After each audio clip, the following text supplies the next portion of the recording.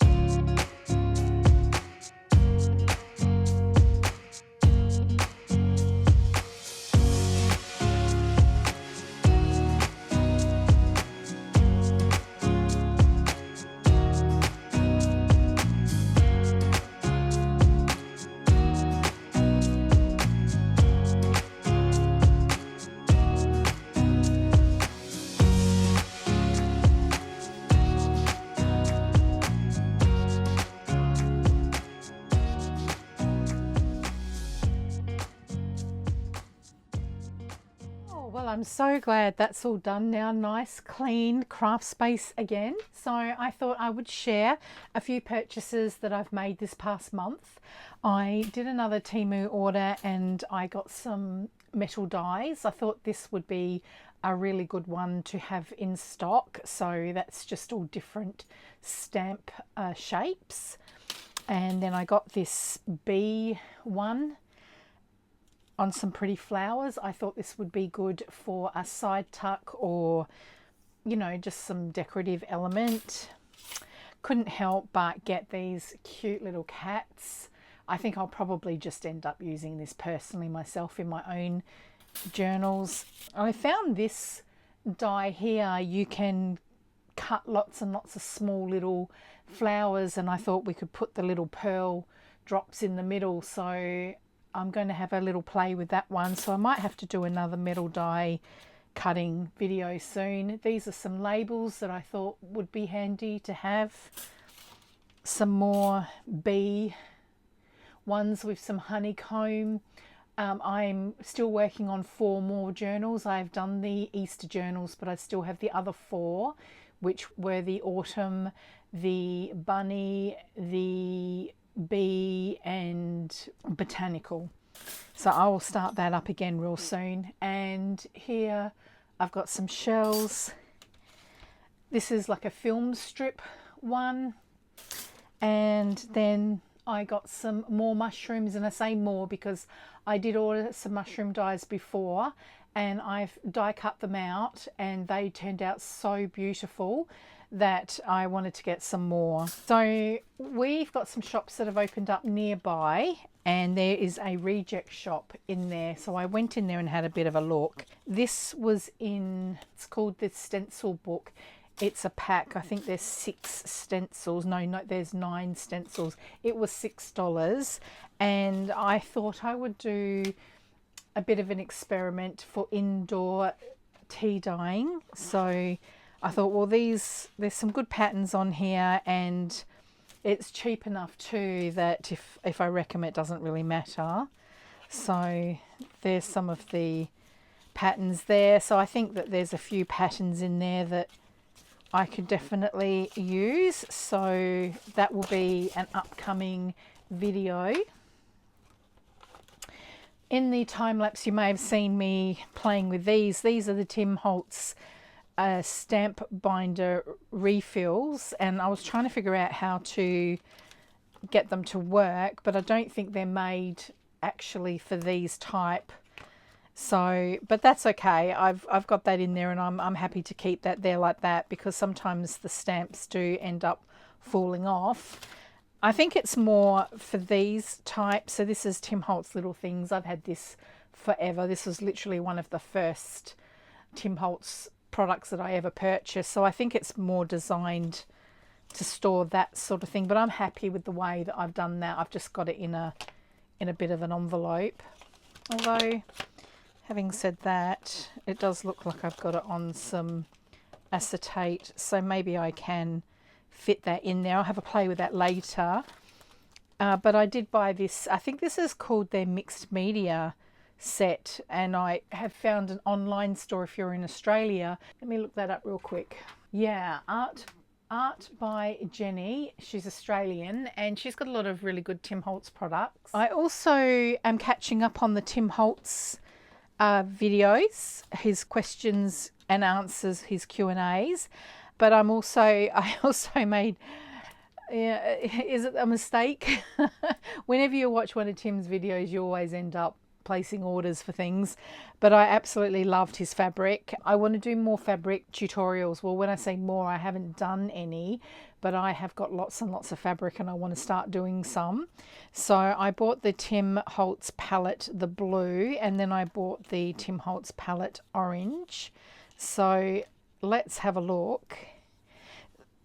This is absolutely, oh, I'm just so in love with that. So I'll just show you each pattern in case you haven't seen them before. So I believe every month he's going to release different colours in his fabric range. So I'm not saying I'll buy every single one, but there's definitely a few that I have got my eye on. There's the tickets. I bought the orange one because I thought some of this fabric could do for Australian themed journals. Having said that, I've got a lot of fabric that I buy with the intention to make Australian themed journals. So I think I have got plenty. I love this mushroom one. Absolutely love this mushroom one. So there are a few projects I'm going to have to do. One of the makes was a petite 4 baskets, and it's a free pattern. So I have found it, I've registered and I've joined and I've downloaded the pattern, so I'll be making those and I'll use some of the fabric for that. This is more of a plain one, and then this is the stamps, and this is the blue one, which I love the blue. I've made bird journals before in the past and I never really thought I liked birds, but they are absolutely beautiful, so I really liked this egg one. And I can see some nice, just having a mental blank, needle books. I think I would like to make myself a needle book. It's been on my to-do list for such a long time. These are bingo cards. So I think I'm going to use some of this fabric to make a nice needle book as well. This is like a blueprint. This is gorgeous, this one. And this one, I really like this one. Oh, I think this would make a lovely journal cover. And this is some script. And then this is, he always kind of does this like, it's almost like a mixed media, I think is what he calls it. And that's that one there. And then when I was on the fabric store's website, I saw that they had some of this cute Gibbs fabric, so I couldn't resist. I bought some of that. Always got to love the gum nut babies. So that's that one there. And I think I'll use these when I do start making my little golden book journals, which I think will not be till next year. That's a very Christmassy one, isn't it? Yeah, you could use that, I think, for a Christmas journal. Oh, I love this one. I'm guessing yellow. I seem to be attracted to yellows. And this one's cute. This would look so good in a little golden book. And some more of the gum nut. Very similar to this one, but this one's more sort of like a sky blue, and this one's got more yellow and the olive greens, and then you've got this one as well. Well guys, that's it. I think I'll call this a video, and so nice to get back into the thick of things and get my craft room sorted, but I will be back real soon with some more videos as usual. Bye, see you in the next one.